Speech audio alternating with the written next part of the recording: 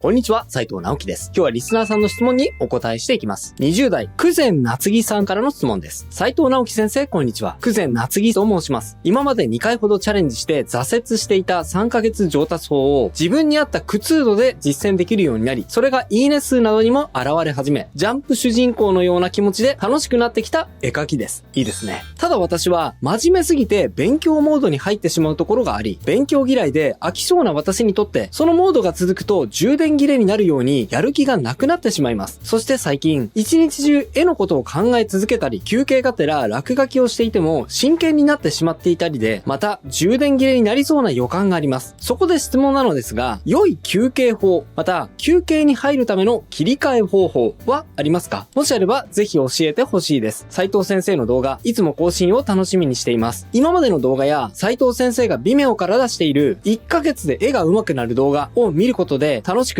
お絵描きができています。本当にありがとうございます。強くなりたいです。はい。ということで、久前夏木さん、ご質問ありがとうございます。はい。こちらの Vimeo の講座、受講されたんですね。これはですね、上達ポイントが16本の動画にギュッと詰まっているので、これね、結構効果あると思うんですよね。はい。実際にそう言っていただけると本当に嬉しいです。はい。そしてですね、久前夏木さんの X のアカウント、ご紹介いただいているので、はじめに久前さんの作品を紹介していこうと思います。3ヶ月上達法と Vimeo の動画講座、これを見てね、上達に役立ったっていうことなので、せっかくなので、ビフォーアフター形式でね、昔の作品と今の作品、紹介させていただこうと思います。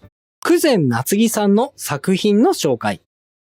まず最初に、以前の作品を紹介させていただこうと思うんですが、久前夏木さん、めちゃくちゃね、たくさん絵を描かれている方で、メディア欄をね、遡っても、めっちゃ作品があって、なかなかね、昔の作品にたどり着きませんでした。そもそもね、これだけ絵を描けば上手くなるわっていう、そのぐらいね、たくさん絵を描かれている方でした。その時点で素晴らしいです。はい。そしてこちらが投稿されている最初の頃の作品ですね。いや、なんかね、でもね、もうすでに空気感があるっていうか、作品の魅力が絵から溢れてきている独特な雰囲気を持った素晴らしいイラストなんですよね。はい。そして次がこちらです。これもね、近い時期に投稿されているイラスト。ライティングが特に素晴らしくて、ピンクの光に照らされていて、暗闇に佇むキャラクターがとても魅力的に描かれていますね。はい。なんかもうこの時点でね、どういう絵が描きたいのか、頭の中ではもうはっきりしていて、ただその頭の中の理想像を実現するためには、まだちょっとこう技術が足りない状態っていう、そういう状態なのが、この絵を見ていてすごくね、伝わってきました。はい。そして次はこちら。一転して線画のみで描かれたイラストです。荒々しいタッチでね、こうザッザッって描かれた線。とてもね、いい味が出ていると思います。はい。いいですね。はい。皆さん、これね、勘違い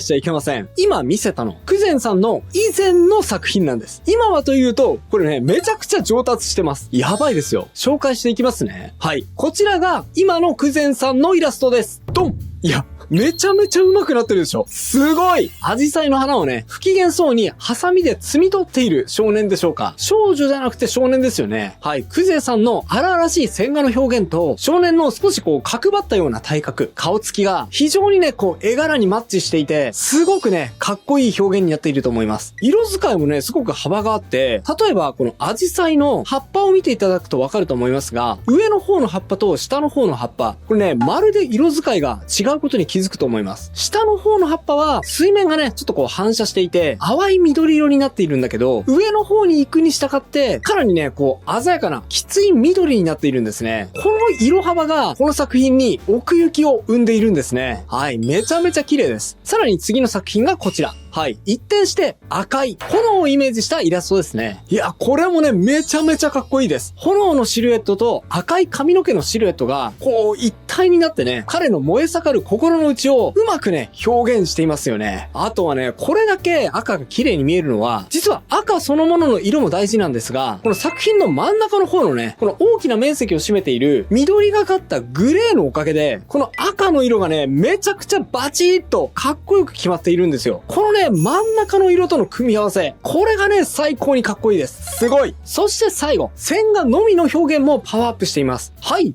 ドン。いや、超かっこいい。ガラクタの中で女の子の人形を抱きしめる男の子のイラストですね。はい。履き潰したスニーカーとかが散乱していたり、あとはぬいぐるみとかお菓子とかが散らばっていたり、かなりね、ぎゅうぎゅう詰めな画面作りなんですが、線のみでね、これだけの密度を出すのって相当大変なので、すごくね、見応えがあるイラストになっていると思います。しかもね、ただ密度があるだけじゃなくて、抜き方もね、すごくうまいんですね。これね、よく見ると、意識的に何も書かれていない真っ白な空間も作っていたりして、それがね、見ている人に心地よさを与えてくれていますよね。このバランス感覚、めっちゃすごいと思いました。はい。久前なぎさんの X アカウントは、下のね、概要欄に載せてありますので、絵を見てね、あ、いいなって思ったら、ぜひね、フォローしてくださいね。不真面目な自分を真面目に作ろう。さて、ここからは本題です。質問にお答えしていこうと思うんですが、なんだっけ。ちょっとね、作品が良すぎて忘れちゃいました。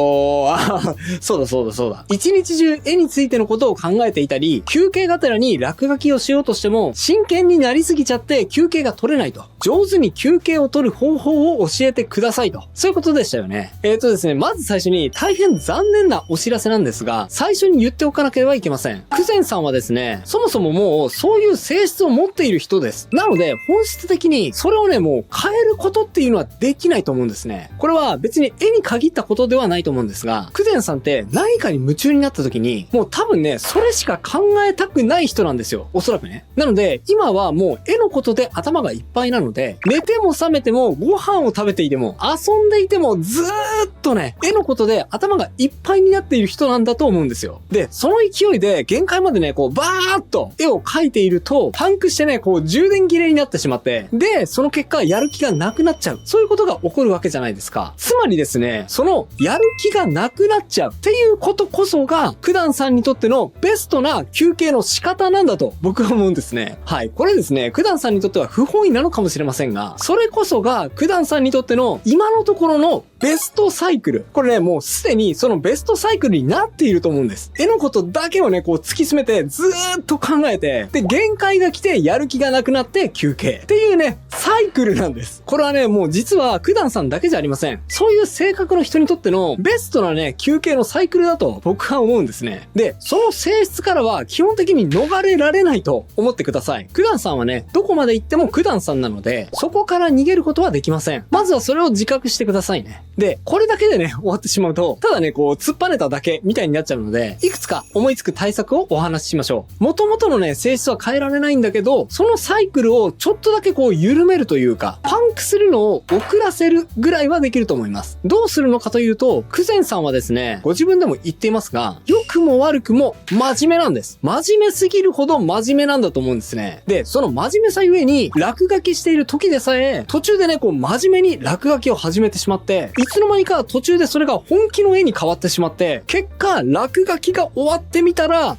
めっちゃ疲れてた。みたいな。だからそういう状態ですよね。なので、その真面目さを逆に利用しちゃいましょう。つまり、超真面目にですね、不真面目な自分を作ってみてください。もしくは、不真面目な日を作る。どっちでもいいです。例えばね、1週間に1度か2週間に1度、カレンダーのね、もうこの日っていうところに、不真面目デーと印をつけてください。ほら、ダイエットしている人が、1週間に1度ぐらいね、爆食いしても OK な日っていうことで、チートデーっていうのを設定してるじゃないですか。あれみたいなもんです。もうその日はですね、一切真面目なこと禁止です。もう早起きも禁止だし、今日のうちにやらなきゃって思って、いつもはその日のうちに片付けてしまうタスクも、今日はね、途中で放り投げて OK です。てかなんならね、もう真っ昼間からテラス席でビール飲んじゃって OK です。もうね、さすがに真っ昼間からビール飲んだら、自動的にその後、何にもね、やる気がなくなっちゃいますから、真面目に不真面目ぶるには、真っ昼間からビールが最強だと思います。僕的にはね、コロナとかバドワイザーとか、あとはレモンビールみたいに、かなりね、軽いアルコールのやつがおすすめだと思います。アルコール度数がね、ちょっと高すぎると、不真面目になる前に眠くなってしまいますからね。ちょっとね、日本酒とか、焼酎とかは、不真面目ライフにはちょっと不向きかなと思いました。はい。そしてその流れで、なんかあの映画見たかったんだよなって思いながらも、なかなか行けなかったあの映画を見に行っちゃいましょう。はい。もちろんですね、最後まで真面目に見る必要はありません。つまんなかったら、もう途中で帰っちゃって OK です。だって今日は不真面目デーですから、真面目に不真面目を演じててください。はい。そして帰ったらメールの返事はもちろんしなくて OK です。はい。返事すべきメールは溜まっちゃいますが、大丈夫です。だって明日からはどうせ真面目な自分に戻るんですから。久善さんのその性質はもうどうやったって変えられないんです。どうせ真面目に戻るんですから、今日ぐらいはいいじゃないですか。明日できることは明日の自分に任せましょう。今はただただ何もしていない不真面目な自分を楽しむことに専念してください。はい。ということで、こういう一日をね、あえて作ってみると、これね、不思議なことに、真面目な人にとっては、この不真面目に何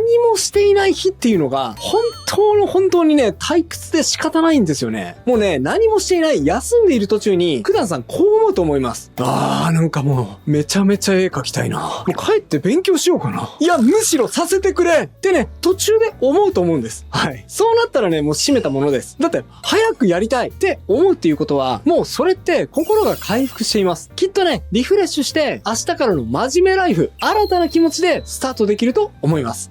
やる気がなくなる時期を許容する。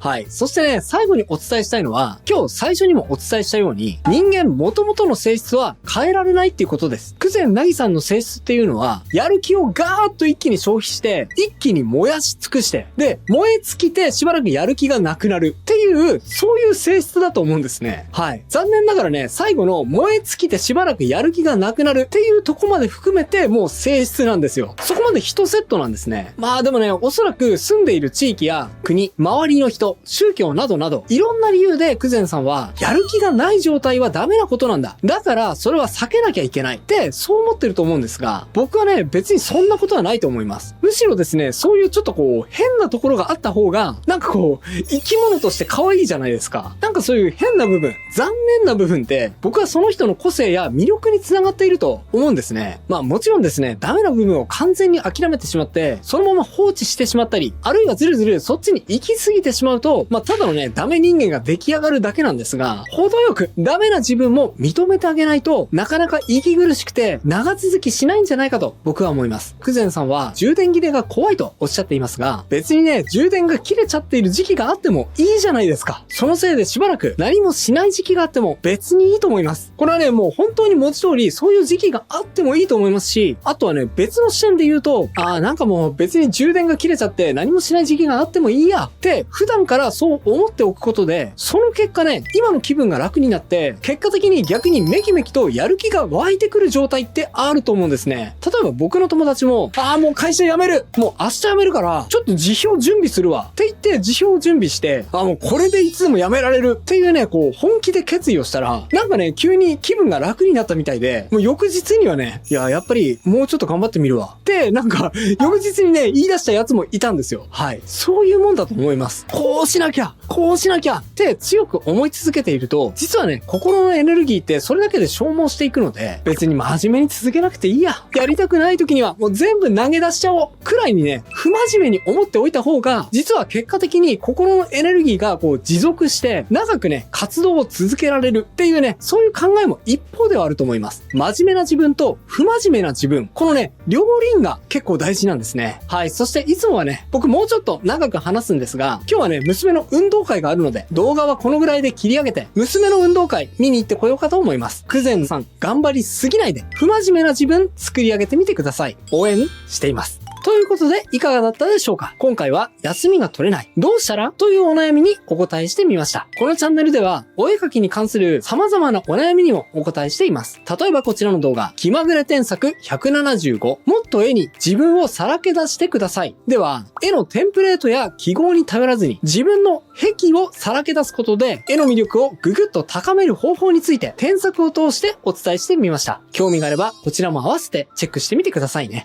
お知らせです。動画販売サイト Vimeo にて1ヶ月で絵が上手くなる動画、イラスト上達プログラムが販売中です。初心者でも絵の下書きから完成までサポートする内容、そして中級者のための少し突っ込んだ内容、上級者のお悩みに答える内容など、15本の取り下ろし動画をセットにしたサブスクではない動画買い切り型になっております。プロの翻訳家による正確な英語字幕もついていますよ。全巻セットでなんと4500円。1本からでも500円で購入可能ですが、全巻セッットで購入すると、なんとスペシャル特典として、大人気イラストレーター作者2さんとの線の描き方についての対談動画まで限定でついてきちゃいます。気になった方は概要欄に URL を載せておきましたので、そちらからぜひぜひチェックしてみてくださいね。それではまた次回の動画でお会いしましょう。